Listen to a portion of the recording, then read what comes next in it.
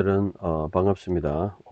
온 세계 성도님들 말씀으로 늘 매일 승리하시는 삶이 되시기 바랍니다. 에스겔 10장 오늘 1절에서 8절까지 한글 번역은, 나머지 부분은 내일 보도록 하겠습니다.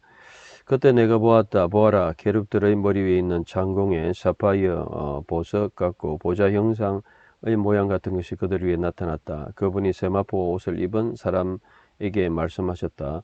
말씀하시기를, 너는 계룹 아래 바퀴들 사이에 들어가서 계룹들 사이에서부터 내 양손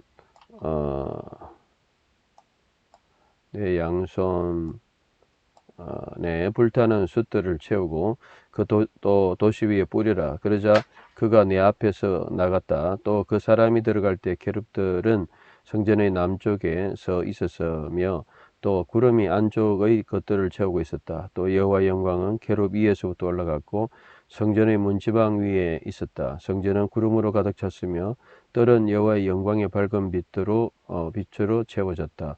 계룹들의 날개의 소리가 성전의 바깥 뜰까지 들렸으니 그분이 말씀하실 때 전능하신 하나님 목소리 같았다. 그분이 세마포 옷을 입은 그 사람에게 명령하실 때였다. 말씀하시기를, 바퀴 사이 곧 계룹들의 사이에서부터 불을 지하라. 그러자 그는 가서 바퀴 옆에 서 있었다. 한 계룹은 계룹들 사이에서부터 자기 손을 뻗어 계룹들 사이에 있었던 불을 들었고 세마포 옷을 입은 자 양손에 주었다.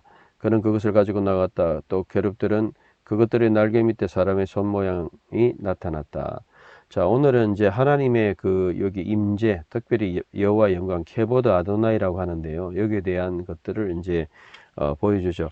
사실은 이 에스겔의 중요한 주제 중에 하나가 성령이기도 하지만 The Glory of the Lord, 케보드 아도나이, 여호와의 영광이라는 단어인데, 여호와의 영광이라는 단어를 제가 조사를 해보니까 케보드 아도나이는 한 27번 나타나고, 또 우케보드 아도나이, 그리고 하나님의 영광이라는 단어도 한 7번, 구약 성경에 한 34번 정도 나타나요. 그 중에서 이제 제일 많이 한 10번 정도, 그러니까 3분의 1 정도 대충, 그게 이제 에스겔에서만 나타나죠.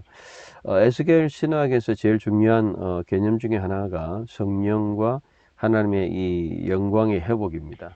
그러니까 하나님의 영광이 이제 1장부터 가득 찼고, 또 3장, 특별히 8장에서부터 있는데, 이 10장에서 이제 여호와 영광이 문지방으로 이제 나가고, 나중에 이제 결국 동문 앞으로까지 나가죠. 10장. 그래서 그 떠났던 영광이 40장 이후에 회복되는 그런 장면들이 바로 에스겔의 회복입니다.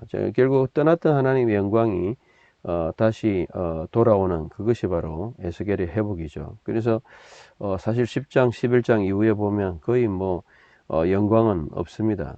그야말로 이방 나라들의 어떤 심판과 모든 심판들이 가득 찼다. 오늘날 교회가 하나님의 어떤 영광을 회복해야 된다. 영광이라는 것은 사실 하나님의 임재와도 연결돼 있죠. 또 에스겔에서는 성령이라는 이런 중요한 또 개념과도 연결돼 있죠. 그래서 제가 오늘 올려드린 글을 여러분 조금 읽어보시면, 제가 거기 정리를 해놨는데, 오경에서도 많이 나타나고요. 특별히 그 오경에서 또 10번 정도 또 나타나고, 출애굽기에도 나타나고, 역사서에 3번, 또 시편 2번, 이사야 3번, 하박국 1번, 여러 가지. 그리고 우케보드 아도나이, 그것까지 표현하면은, 그것까지 하면 전체로 한 34번 이런 용례가 있다는 것을 이제 보여주죠.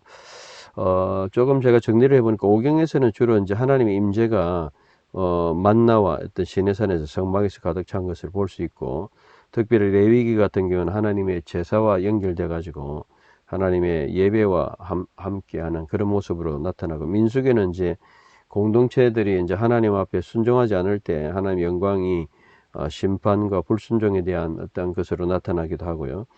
역사서에는 열왕기, 성전을 봉헌하고 역대하 이런 데서 하나님의 영광이 함께하는 것을, 성전에 함께하는 것을 보여줍니다.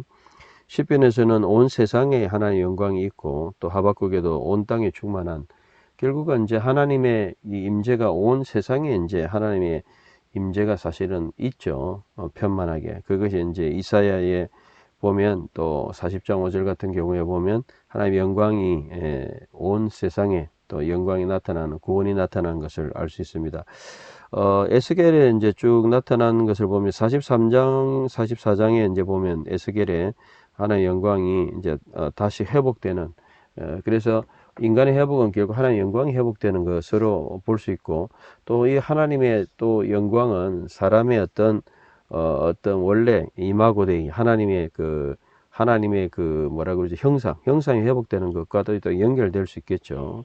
결론적으로 본다면 제가 이제 한 34구절 다 찾아보니까 여호와의 영광, 하나님 임재, 거룩함, 권위 또는 언약 관계를 나타내는 포괄적인 신학적인 개념으로, 그죠? 하나님은 심판자이고 구속자이고 또 하나님은 창조적 능력을 강조하고 계시고, 결국은 하나님의 백성은 이런 하나님 임재를 누려야 된다. 이런 것이 이제 결론적인 관계죠. 그래서 하나님의 영광은 하나님이 어떤 분이신지, 또 우리 하나님 백성이 하나님과 어떠한 관계를 가져야 되는지, 그분과의 경외와 순종, 결국 이런 것들을 나타내는 개념이다. 사실 하나님의 영광이 나타났다, 뭐 이사야나 이런 말씀을 보면 결국 구원이 나타난 거고, 그 구원에 하나님이 나타나신 거고, 그 구원이 또 예수 그리스도를 통해서 복음으로 이 인카네이션, 성육신으로 오셔서 우리가 나타나셨고, 또 그 성육신 하신 그 주님이 떠나실 때 우리에게 보혜사 성령을 주셨잖아요. 성령으로. 그래서 내가 너를 버리지 않고 떠나지 아니하겠다. 히브리서에서 말씀 또 그렇게 말씀하시고, 결국 떠나지 않는 그 하나님의 영, 그리고 고린도전서 3장 16절, 6장 19절에 보면 하나님 우리 가운데 하나님 영이 함께한다. 하나님 성령이 너희 가운데 계신 줄 알지 못하느냐. 그래서 성전 뭐 교회에 그렇게 떠난다 하더라도 결국은 우리 성도들 하나님 백성 가운데 거하시는 그런 하나님 임재. 그래서 오늘도 하나님의 영광이 우리와 함께하고, 중요한 건 에스겔에서 죄악으로 하나님의 심판을 받을 때 하나님의 영광이 떠나버렸던 것처럼 우리가 성령을 근심하게 하거나 성령을 이렇게 걱정하게 하는 그런 죄로서 하나님의 영을 근심하게 하는 이런 일을 해서는 안 되겠다. 결국은 하나님 임재 속에 살아야 되겠다. 그리고 또 사실 성령의 역사뿐만 아니고 종국적으로 천국에 가도 하나님 임재밖에 없잖아요. 하나님과 영원히 거하는. 그래서 결국은 하나님의 이 성전의 개념, 에스겔이 이제 성전 신학, 성전이 많잖아요. 많이 나타나잖아요. 결국 하나님이 없는 성전은 성전이겠는가? 교회가 하나님의 임재와 함께하는 교회가 정말 진정한 교회의 의미 아니겠습니까? 그런데 하나님의 임재와 하나님의 영광이 나타나지 않는다면 진정한 성전의 의미가 있을까요? 물론 그런 것이 성전이라 할 수는 없지만, 오늘 교회가 빛과 소금으로서, 여기도 보면 밝은 빛, 영광이 있을 때 빛이 있었다 그랬잖아요. 빛. 그리고 또 구름의 임재, 신비함이 또 같이 있었잖아요. 오늘 우리도 정말 교회로서도 그렇고 하나님의 백성으로서도 하나님의 영광이 함께하는 그런 삶을 누리시는 여러분 됐으면 좋겠습니다. 교회가 하나님의 영광을 나타내야 되는데 그렇지 못할 때는 영광이 떠나가는 이가봇과 같이 결국은 이런 그 참 시대가 되지 말고 하나님의 영광을 나타낼 수 있는 우리 교회 개인이 되었으면 좋겠습니다. 오늘도 그러한 영광스러운 영광을 나타내는 여러분 되시기를 바랍니다. 감사합니다.